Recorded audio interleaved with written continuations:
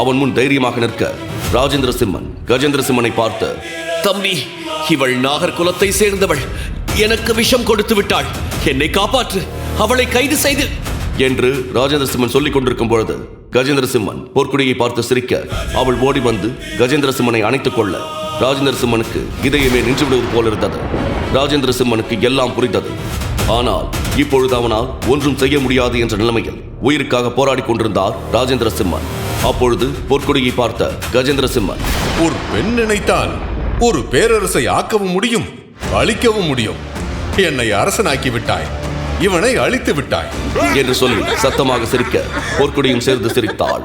அப்பொழுது கண்ணிமைக்கும் நேரத்தில் பொற்கொடியின் தலை மாளிகைக்குள்ளிருந்து வெளியே பறந்து சென்றது. கஜேந்திர சிம்மன் தன் வாளை துடைத்துக் கொண்டே சிரித்துக் கொண்டே, பாம்பிற்கு எப்பொழுதுமே பால் வார்க்க கூடாது, அழகு இருந்தாலும். முழு கதையையும் கேட்டு மகிழ பாக்கெட் FM ஆப்பை டவுன்லோட் செய்யுங்கள்.